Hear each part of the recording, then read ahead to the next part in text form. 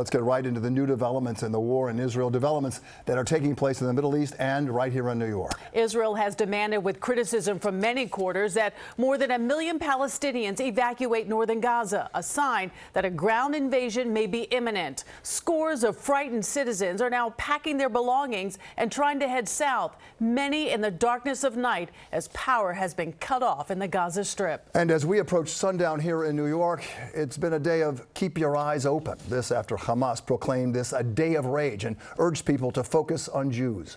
Security notable everywhere in New York City, including increased protection at synagogues across the area. And while there have been rallies and protests, most have remained overwhelmingly peaceful, including this one in Times Square. Eyewitness News reporter Anthony Carlo has been following the demonstrations as they moved around Manhattan. He's live in Midtown on the move. Anthony.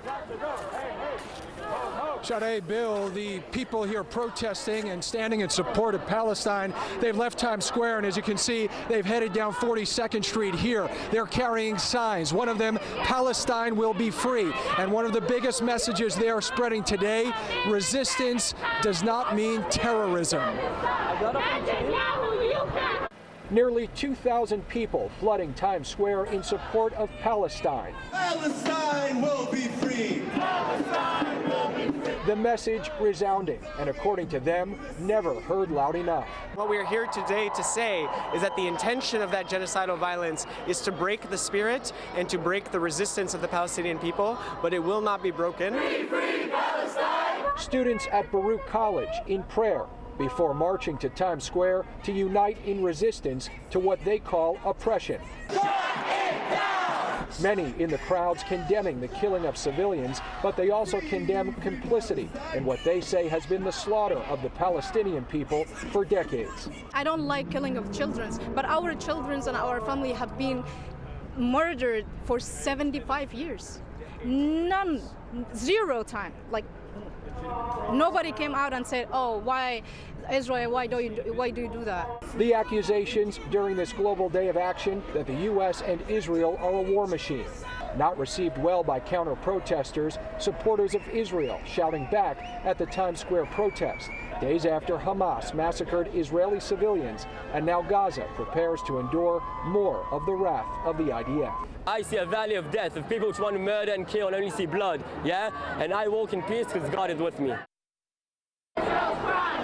And another live look here at this very active demonstration. We're on 42nd Street nearing 5th Avenue as thousands here of people in support of Palestine demonstrate their support, fight back against what they are calling oppression. And as you can see, many of these Palestinian flags they are holding, we are told that they are headed to the embassy.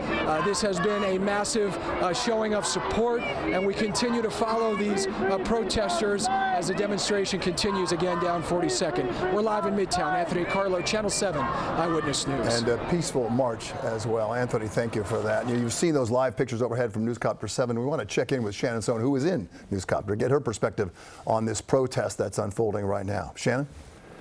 And we've been watching it for over an hour now, and it started on Broadway itself. It is now rounding the corner from Broadway on to 42nd Street. So that is the intersection you were looking at here.